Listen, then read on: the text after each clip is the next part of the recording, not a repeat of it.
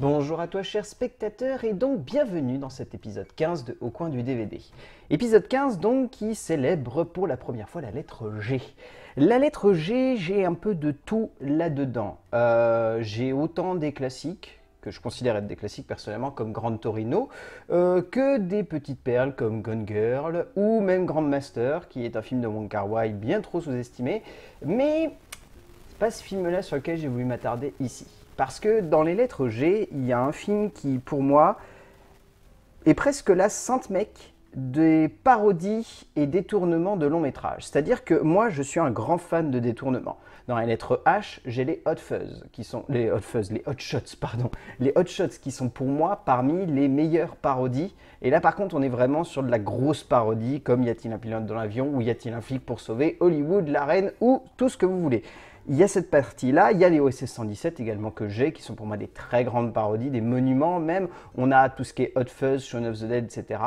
Et il y a celle dont je vais vous parler aujourd'hui, qui est bien plus qu'une parodie, puisque c'est un film qui comprend les geeks et qui décide de leur offrir presque le panthéon de ce qu'il peut y avoir de meilleur en termes de respect, d'amour et de comédie pour la science-fiction. Il s'agit de Galaxy Quest de Dean Parisot.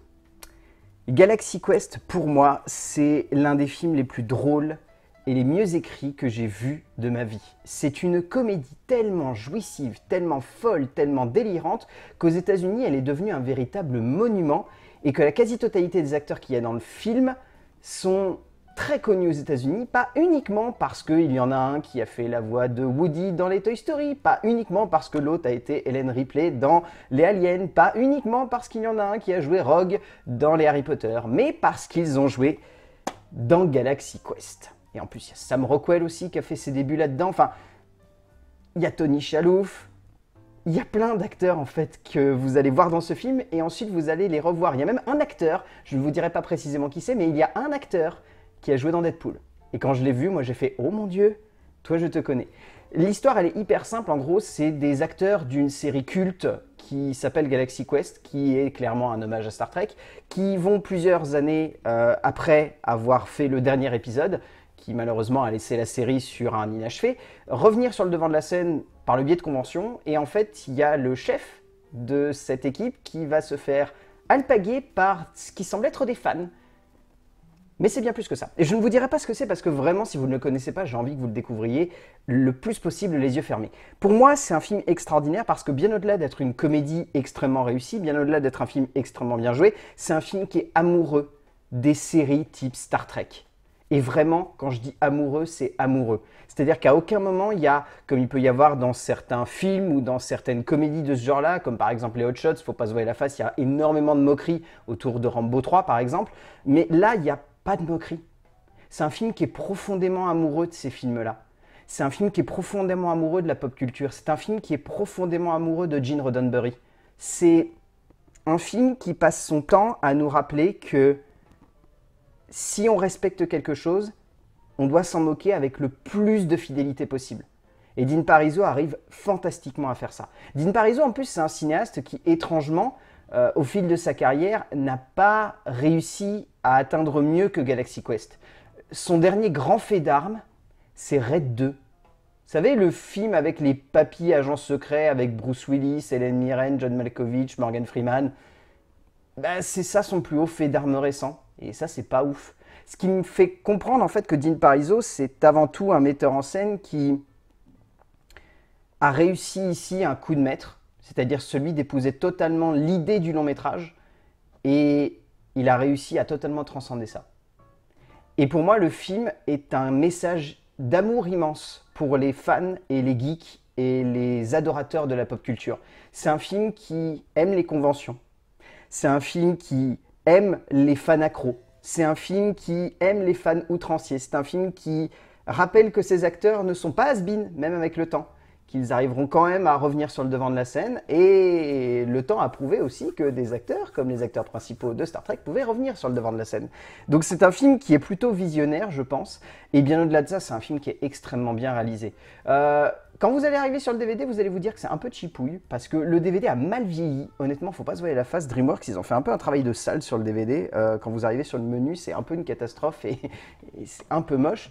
Et c'est un film sur lequel il plane vraiment un énorme mystère, parce qu'il y a très peu de making-of. Il y a très peu de scènes coupées. Visiblement, le film a été très synthétique dans ce qu'il a réussi à faire. Je crois qu'il y a 4-5 scènes coupées, ce qui reste très rare pour les comédies. Généralement, il y en a beaucoup plus. Mais bien au-delà de ça, il faut se rendre compte qu'en France, je pense que Galaxy Quest a besoin d'avoir un blason qui doit être redoré. Parce qu'aux États-Unis, il faut vous dire que le film est tellement devenu culte que dernièrement, il y a une chaîne YouTube qui s'appelle Screen Junkies. Pour ceux qui ne connaissent pas, c'est une chaîne qui parle un petit peu d'actualité cinéma et qui fait des débats autour de ça, qui ont carrément produit un documentaire sur Galaxy Quest et sur l'impact que Galaxy Quest a eu sur la pop culture. Parce qu'il y a un avant et un après Galaxy Quest aux États-Unis, que ce soit en termes de convention, que ce soit en termes de Star Trek, que ce soit en termes de SF, de télé, de cinéma. Il y a eu un avant et un après Star Trek, après Galaxy Quest. On l'a pas connu en France, parce que Galaxy Quest a fait un très faible score au box-office. Je ne sais toujours pas pourquoi, parce que le film avait tout pour être un blockbuster qui pouvait cartonner, mais en France, il a fait un faible score. Et je pense que, honnêtement, ça fait partie typiquement de ces films dont il faut redorer le blason et qu'il faut remettre en avant chez nous, les Français. Parce que nous, on a oublié ces films-là, on les a un peu mis de côté, on s'est dit, c'est marrant, quand ça repasse sur Canal+, ou à la télé, je mate, mais pas plus que ça. Je pense que c'est vraiment un petit film culte qui peut rentrer dans la DVD Tech de tout le monde. Les fans de SF pur, les fans de comédie, les fans de parodie, les fans de détournement, c'est un film génial. Tout simplement Galaxy Quest.